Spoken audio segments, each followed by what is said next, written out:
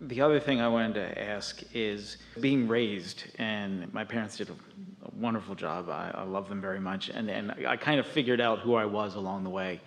But I fear that what I think I am or who I am is attracting things that I don't want.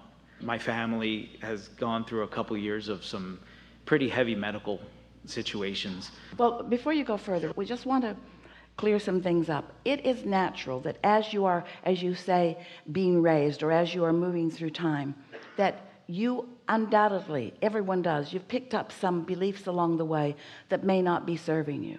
And a belief is just a thought that you continue to think, and a belief is just a thought that has some momentum going.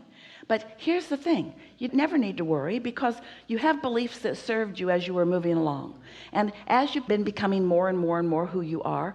So let's say you're standing in the midst of something unwanted after a long time of believing something. Now let's say you're standing in the midst of now experiencing or witnessing something that you don't want. Well, that contrast is causing you to launch more clarification into your vortex, a sort of amended desire. When you come to realize that your only work, your singular work, is to look in the direction of what you want and less in the direction of what you've got, and that every time you feel negative emotion, it means that you are disallowing what you really want. It is not difficult to let go of old beliefs, and it is not a good idea to condemn the old beliefs, because many of them served you as you were moving along. When you were really little, you liked little chairs. There were a lot of things that were meaningful to you when you were younger that are no longer meaningful to you. In other words, it's normal that things would continue to evolve. But as long as you get it, that the true evolution of who you are, let's say this in a way you've never heard it before. So you were before you came into this physical body. Do you accept that? And that larger part of you still remains as your soul or inner being or God force. So let it be also logical to you that as you are out here on this leading edge, can you hear this? We're not saying out here on this exploratory edge or on this being tested edge. We're not saying out here being tried. There's so much belief that doesn't serve you that goes something like, well, my inner being or God or whatever you want to call this non-physical energy is all complete and perfect. And the reason that it's all complete and perfect is because it's already proven itself, and now I'm here in the process of proving myself. No, that is not what's happening. You are an extension of that, and you are living the leading edge of that.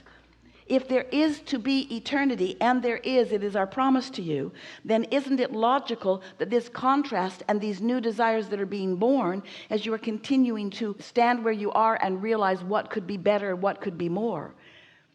Everything is forward looking here with you.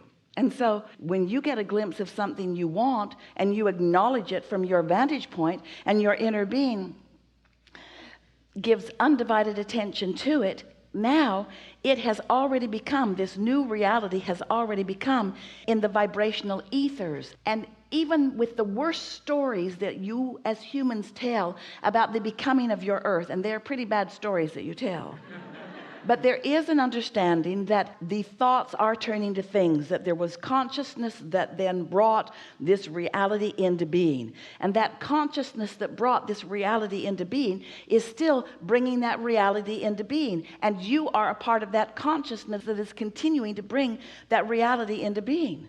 So here you are. You get to do the choosing and the asking. Source rendezvous with that, shores it up, gathers cooperative components, and makes certain that the evolution that you've discovered will take place.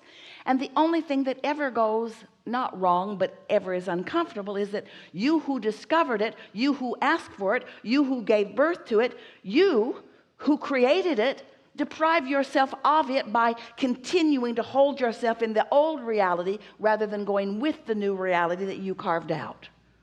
That's the best that we've ever said it. And so your emotions tell you whether you're going along with what you've created. And we want to know why there is this humble insecurity in you still that doesn't let you believe that you matter enough that you gave birth to it, and that you matter enough that Source took it seriously, and that you matter enough that Source has brought it through law of attraction into a vibrational reality, but that you must discover the revealing of it through your reception. That's really all that's going on here. So as you begin looking more toward what you've created and less at what's already been created, as you look more toward the new and less what's finished, then you begin to feel that infusion of this energy that creates worlds flowing through you. And that's what that joy is that you were talking about in your beginning statement. That's what joy is. Joy is the discovery of the new desire, and then the allowing myself to align with that desire, and then to get to experience, to get to witness universal forces and source energy bringing about the creation that I have decided.